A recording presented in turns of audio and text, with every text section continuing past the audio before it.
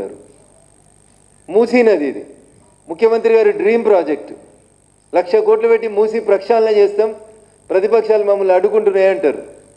హైడ్రా అయితే గొప్ప గొప్ప మాటలు చెప్తుంది Hydraa commissioner Ranganath sir. Ring road ఎక్కితే సర్వీస్ రోడ్ బంద్ అయింది, నీళ్ళు వచ్చినాయని 4 రోజులుగా రోడ్డు మూసేసిర్రు. నార్సింగ్ దగ్గర మేముండే కాలనీలన్నిటికీ రోడ్లు మూసేసిండ్రు.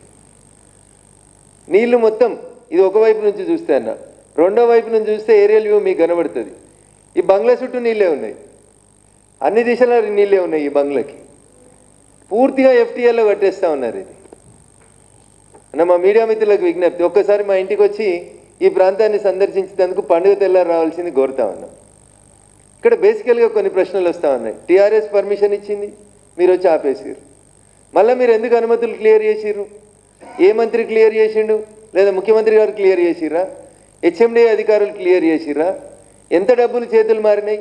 నిజంగా రేవంత్ రెడ్డి గారికి చిత్తశుద్ధి ఉంటే మా మహేష్ కుమార్ గౌడ్ గారు పీసీసీ అధ్యక్షుడు అయితే మస్తు మాటలు మాట్లాడుతుంటాడు, మేము ఇది చేసినాం అది చేసినామని. అయ్యా పీసీసీ అధ్యక్షుల వారు ఒకసారి చూడు ఈ ఫోటో, మీ ముఖ్యమంత్రి గారి దృష్టికి తీసుకుపోండి. మొత్తం నీళ్ళే ఉన్నాయి మీ మూసిలా.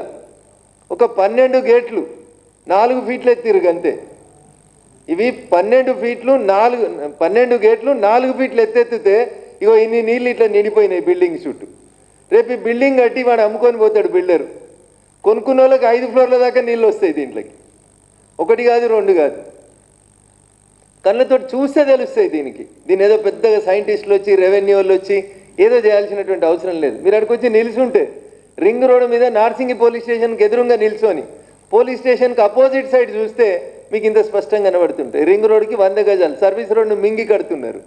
ఎట్లిస్తారు అనుమతులు? ఎట్లిచ్చింది హెచ్ఎండిఏ? పేదోడికి అనుమతులు ఉంటే, బ్యాంకు లోన్ ఉంటే కూలగొడుతురు కదా అయ్యా రేవంత్ రెడ్డి గారు.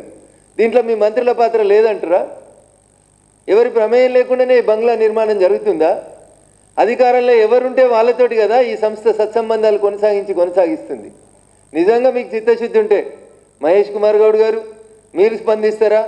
మీ ముఖ్యమంత్రి గారు స్పందిస్తారా? రింగ్ రోడ్ ఒకసారి ఎక్కి నార్సింగ్ పోలీస్ స్టేషన్కి బిల్కుల్ అపోజిట్ సైడ్ ఇప్పుడు కూడా ఉన్నాయి నీళ్లు, ఇప్పుడు కూడా నీళ్లు కనబడతా ఉన్నాయి. ఒక్కసారి వచ్చి చూడండి అని చెప్పి వాళ్ళని అడుగుతా ఉన్నా. మీడియా మిత్రులకు కూడా ఇది తెలియజేస్తా ఉన్నా. ముఖ్యమంత్రి గారు బహుశా బిజీగా ఉంటారేమో అని ముఖ్యమంత్రి గారికి బహిరంగ లేఖని ఈ ఫోటోలన్నీ అటాచ్ చేసి పంపిద్దాం అనుకుంటున్నాను. ఒక copy Hydraa commissioner Ranganath sir కూడా పంపిస్తాను. ఆయన ఏదో చెప్పినట్టుగా కాలేజ్ ఎందుకు తీస్తలేవు సార్ అంటే అందులో చదువుకుంటా పిల్లలు ఉన్నారు అని. మరి ఇంట్లో ఎవరు ఉన్నారు సార్? రంగనాథ్ సార్ దీంట్లో ఎవరు ఉన్నారు? పునాదులు ఎట్లా లేస్తూ ఉన్నాయి? బిల్డింగ్ ఇంత స్పీడ్గా ఎట్లా కన్స్ట్రక్షన్ జరుగుతుంది? హెచ్ఎండిఏ మాట్లాడేది, హైడ్రా మాట్లాడేది, పీసీసీ అధ్యక్షుడు